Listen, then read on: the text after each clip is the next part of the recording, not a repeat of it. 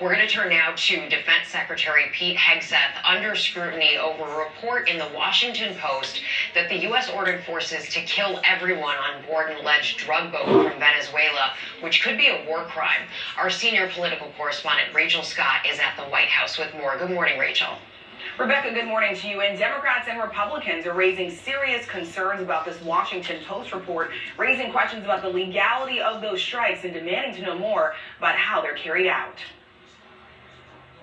This morning, the Trump administration facing new questions about whether they violated international law after an explosive report from the Washington Post detailing a second strike was ordered on an alleged drug boat off the coast of Venezuela to comply with Defense Secretary Pete Hegseth's orders to kill everyone on board.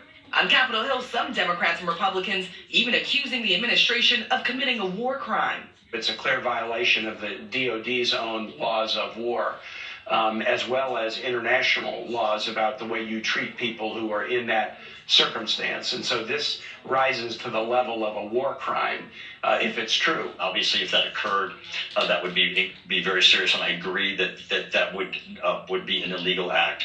In a rare bipartisan statement, the Senate Armed Services Committee says they will be conducting vigorous oversight to determine the facts related to these circumstances. The top Republican and Democrat in the House Armed Services Committee following suit, saying they are taking bipartisan action to gather a full accounting of the operation in question. On September 2nd, the president posted this video, a missile hitting a boat allegedly carrying drugs from Venezuela. But the Washington Post reports there were 2 survivors left clinging to the wreckage. The Special Operations Commander overseeing the attack then reportedly ordering U.S. services to carry out a second airstrike to kill them all, allegedly to comply with Hegseth's orders to leave no survivors. Hegseth calling the report fabricated, saying the strikes are lawful and that they target designated terrorist organizations. ABC News has not confirmed the details of those orders. The president saying if the report is true, he wouldn't have wanted a second strike. We'll look into it. But no, I wouldn't have wanted that, a second strike. The first strike was very lethal, it was fine, and if there were 2 people around, but Pete said that didn't happen. Does that make you? I have great confidence in it. So far, the U.S. has hit 21 boats, killing 83 people. The White House has not provided any evidence of the crimes committed or identified the people killed. But the president is threatening to expand the operation, this weekend writing on social media the airspace above and surrounding Venezuela to be closed in its entirety. Hegseth continuing to defend those strikes, saying that the goal is to stop lethal drugs from entering the United States. But this morning, Venezuela says they will now be investigating this, calling it aggression from the U.S. And over on Capitol Hill, I've certainly talked to many Democrats and Republicans who say they are not getting enough information from the administration about these strikes, George. Yeah, lots of questions there. Thank you, Rachel. In a striking contradiction to his crackdown on the Caribbean drug trade, President Trump announced over the weekend that he will pardon the former president of Honduras, who was convicted just last year of conspiring to import cocaine into the United States. Right. Jay O'Brien has the story. Good morning, Jay.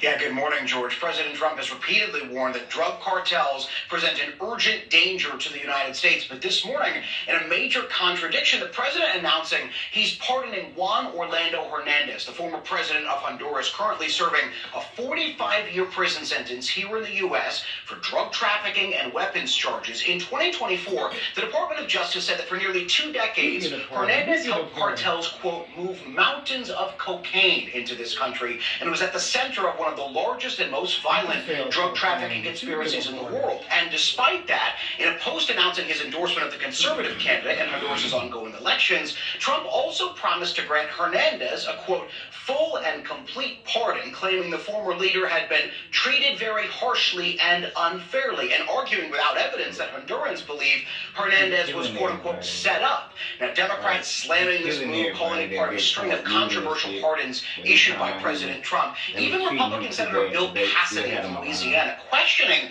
why the administration would pardon Hernandez and then go after Venezuelan leader Nicolas Maduro on similar accusations of drug trafficking. George. Okay, Jay, thanks very much. Let's get more on this from our chief legal analyst, Dan Abrams. Pardon power for a president is absolute, but this was a rock-solid conviction. Right, but there is no doubt that he is allowed to move forward with this pardon. It does, though, undermine the very justification for what's happening with Venezuela, right? Narco-terrorists, bringing drugs into this country.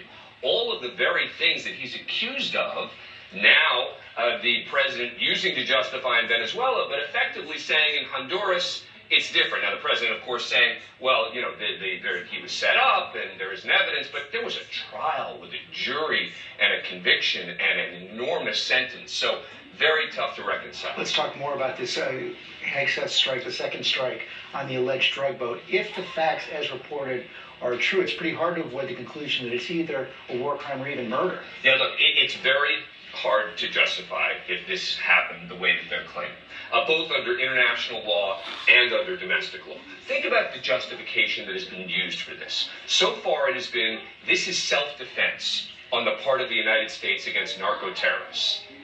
Self-defense once the boat has been disabled, right? And there are two people hanging off the side.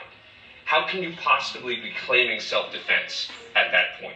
The question, of course, is going to be enforcement, right? Let's even assume that there was some sort of war crime. Who's going to enforce it? DOJ is not going to enforce it. I would be very surprised if a military court would enforce it, although there is some independence on the part of military courts.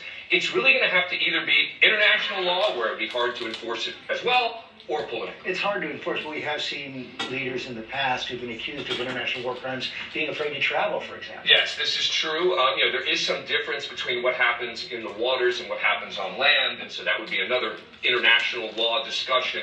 But no doubt there could be an effort at international, but it's going to have to, in the end, be political. And we're seeing, by the way, political leaders of both parties now saying this is not okay. Lots of questions. Tim Abrams, thanks very much. Rebecca? All right, George, thank you. We're going to turn now to the new details in the investigation into the deadly National Guard ambush in Washington. We're learning more about the suspect who faces a first-degree murder charge. Chief Justice Correspondent Pierre Thomas has the story. This morning, new details in the deadly National Guard ambush investigation. Ramanullah Lakhanawal of Afghanistan facing murder in the first degree after 20-year-old Sarah Beckstrom died from gunshot wounds sustained when he allegedly opened fire on her and her fellow West Virginia National Guardsman, Andrew Wolf. Over the weekend, a candlelight vigil to mourn Beckstrom, along with a solemn honor escort near the U.S. Capitol. Wolf, who is only 24, remains in a D.C. area hospital with serious wounds. Andrew is fighting for his life right now.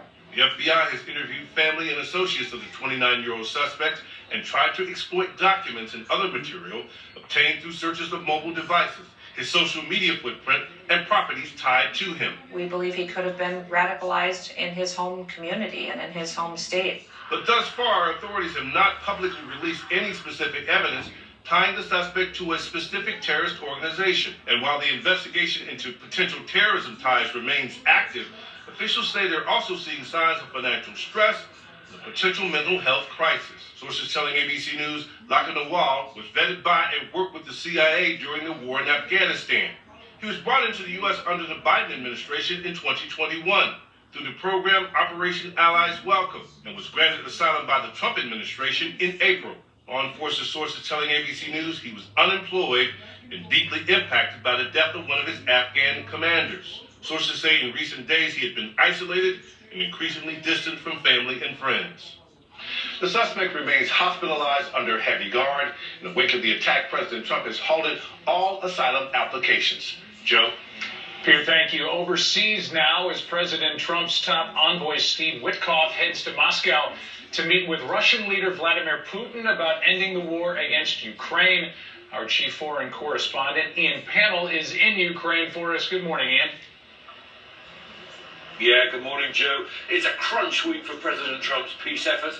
Special Envoy Steve Witkoff traveling to Moscow today, where he's expected to give Putin a plan to end the war when they meet tomorrow. This follows those high-level talks in Florida between the U.S. and Ukraine. Both sides calling it productive, but honestly, there's no sign they were able to reach agreement on the most difficult issues blocking a deal. A source familiar with the discussions telling ABC News the Russians are refusing to agree to a ceasefire in any form, while Ukraine refuses to concede territory. Meanwhile, Russia launching another devastating attack this morning, seen in videos circulating online, killing at least 4, injuring almost 30 as Ukraine begins what looks set to be a tough week. Much hangs on whether the US can persuade Putin not just to make demands, but concessions too. George? Ian Pannell, thanks. We're going to turn now to Cyber Monday. Becky Worley has a strategy.